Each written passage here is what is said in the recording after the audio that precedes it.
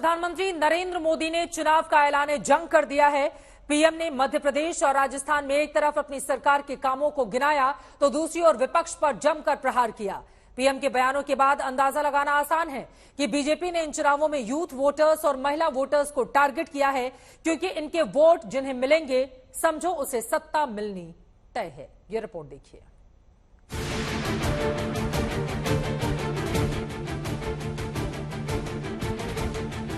परिवारवादी party हजारों करोड़ों के घोटाले का इतिहास रचने वाली पार्टी,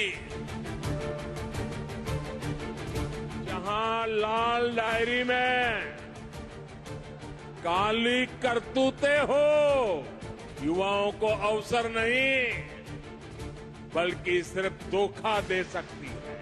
पेपर लीक माफिया को संरक्षण देती है।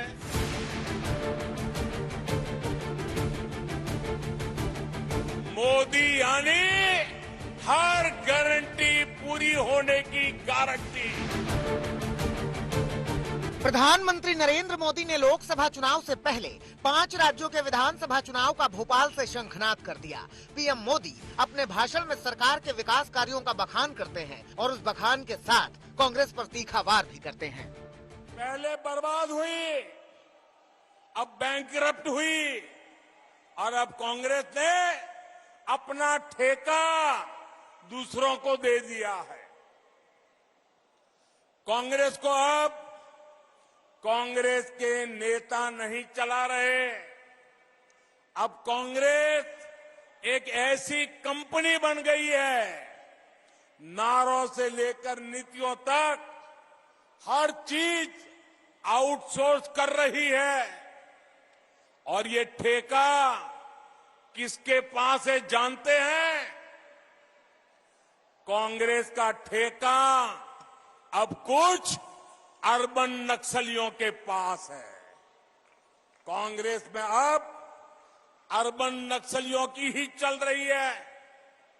ये ग्राउंड पर कांग्रेस का हर कार्यकर्ता महसूस कर रहा है। इसलिए कांग्रेस जमीन पर भी लगातार खोखली हो रही है। कांग्रेस पर जोरदार प्रहार करने के बाद पीएम मोदी 2 वर्गों पर फोकस हो जाते हैं, महिलाओं और युवा मतदाताओं पर। इन्हीं के भरोसे पीएम मोदी मध्य प्रदेश का समर जीतने की ओर दांव चलते हैं। पीएम नारी शक्ति वंदन अधिनियम का जिक्र कर महिलाओं को बीजेपी से जोड़ते हैं। मोदी ने आपको जो गारंटी दी थी वो भी पूरी हो गई है। कुछ दिन पहले ही लोकसभा और राज्यसभा में माताओं, बहनों, बेटियों के लिए 33% सीटें आरक्षित करने का कानून पारित हुआ। माना जाता है कि महिलाएं बीजेपी की साइलेंट वोटर हैं, लेकिन नारी शक्ति वंदन अधिनियम को लेकर पीएम इस वोट को पुख्ता करना चाहते हैं। बता दें कि मध्य प्रदेश के 5 करोड़ 39 लाख मतदाताओं में 2 करोड़ 60 लाख महिलाएं हैं। इतना ही नहीं, राज्य की 50 विधानसभाओं में महिला मतदाता प्रभावी हैं और 18 आरक्षित सीटों पर तो महिला वोटर पुरुषों से ज्यादा ही हैं। ये महिलाएं तेजी से चुनाव प्रक्रिया में भी शामिल हो रही हैं। 2013 के चुनाव में 70% महिलाओं ने वोट किया था, जो 2018 में 74% हो गया था। इसके अलावा पीएम युवा मतदाता, खासकर ऐसे मतदाता जो पहली बार वोट करेंगे, उन्हें अपने पक्ष में लाने की कोशिश करते दिखते हैं। यहाँ के युवाओं ने इस दौर की खस्ता हाल सड़कें नहीं देखी। यहाँ के युवाओं ने अंधेरे में जीने को मजबूर गांव और शहर नहीं देखे। अपने हर कार्यकाल में भाजपा ने एमपी को नई ऊर्जा के साथ नई ऊंचाई पर ले जाने का प्रयास किया है। दरअसल मध्य प्रदेश में पहली बार वोट डालने वाले मतदाताओं की संख्या करीब 14,50,000 है और बीजेपी की पूरी कोशिश है कि ये वोटर बीजेपी के पाले में आए। इसीलिए पीएम मोदी तरक्की का भरोसा भी देते हैं और गारंटी भी। जब मोदी गारंटी देता है, जब भाजपा गारंटी देती है, तो वो जमीन पर उतरती है, घर घर पहुंचती है। हर लाभार्थी तक पहुंचती है। याद रखिएगा, याद रखेंगे, याद रखेंगे, याद रखिएगा, मोदी यानी हर गारंटी पूरी होने की गारंटी। प्रधानमंत्री नरेंद्र मोदी कांग्रेस पर जबरदस्त प्रहार करते हैं, परिवारवाद को लेकर, भ्रष्टाचार को लेकर, तुष्टीकरण को लेकर। समाजवादी पार्टी हजारों करोड़ों के घोटाले का इतिहास रचने वाली पार्टी, वोट बैंक का तुष्टीकरण करने वाली पार्टी को जरा भी मौका मिल गया तो मध्य प्रदेश को बहुत बड़ा नुकसान होगा। पीएम कांग्रेस को खरी खरी सुना रहे हैं और कांग्रेस कह रही है कि शिवराज सिंह चौहान के पाप धोने के लिए पीएम मध्य प्रदेश आते हैं। मोदी जी समझते हैं कि शिवराज सिंह चौहान के जो पाप 18 साल के हैं उनके मंत्रियों के पाप हैं, मोदी जी धो देंगे। जनता मन बना चुकी है भाजपा को हराने की। प्रधानमंत्री नरेंद्र मोदी सिर्फ मध्य प्रदेश ही नहीं, राजस्थान भी पहुंचे और मंच से गहलोत सरकार पर जोरदार निशाना साधा। जहां लाल डायरी में काली करतूते हो, हर कोई कट और कमीशन में व्यस्त हो, वहां कौन पैसा लगाना चाहेगा? मध्य प्रदेश और राजस्थान समेत 5 राज्यों में इसी साल चुनाव है और सभी दलों ने अपना पूरा जोर लगाना शुरू कर दिया है। किसके हिस्से जीत आएगी और किसकी सत्ता जाएगी ये तो समय बताएगा, मगर इतना जरूर है कि समर गहराने लगा है। भोपाल से रवीश पाल सिंह के साथ आज तक ब्यूरो। विधानसभा चुनावों को लेकर जिस तरह से पीएम मोदी एक्टिव हैं, उससे साफ साफ पता चल रहा है कि इन चुनावों में भी बीजेपी का चेहरा पीएम मोदी ही है। इसके अलावा जिन राज्यों में चुनाव होने हैं वहां ओबीसी मतदाता अहम भूमिका निभाते हैं, इसीलिए बीजेपी की ओर से ओबीसी कार्ड भी चला जा रहा है। दूसरी तरफ विपक्ष है जो जातीय जनगणना को मुद्दा बना रहा है। ये जंग कितनी जबरदस्त होने वाली है उसका अंदाजा आप इस बात से लगा सकते हैं कि पिछले 6 महीने में पीएम मोदी मध्य प्रदेश का 7 बार दौरा कर चुके हैं। राजस्थान की बात करें तो अप्रैल के बाद से पीएम 4 बार राजस्थान भी जा चुके हैं।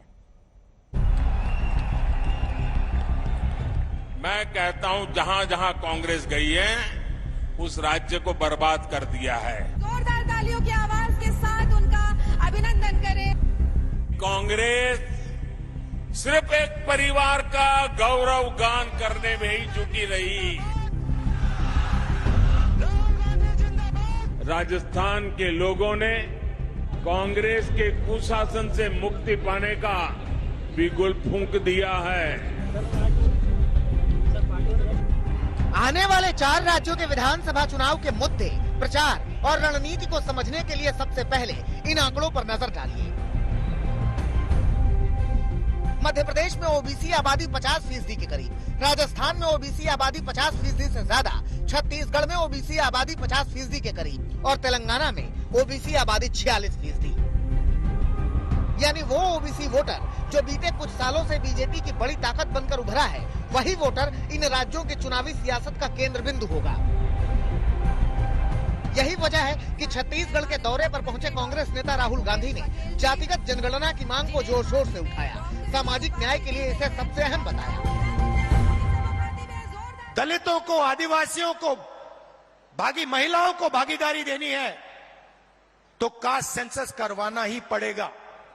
और अगर नरेंद्र मोदी जी कास्ट सेंसस नहीं करवाएंगे तो जैसे हमने कहा था यहां पे, जैसे ही हमारी सरकार आएगी पहला कदम कास्ट सेंसस होगा और ओबीसी को जो भागीदारी मिलनी चाहिए वो कांग्रेस पार्टी करके दिखाएगी।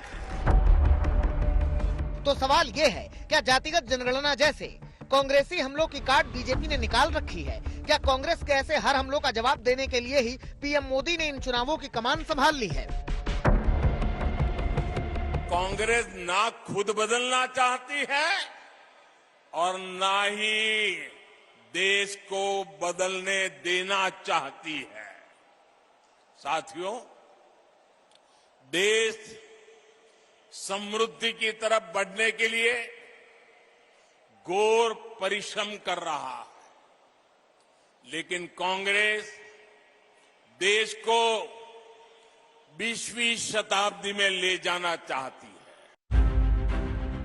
बीते 6 महीने में पीएम मोदी 7 बार मध्य प्रदेश का दौरा कर चुके हैं।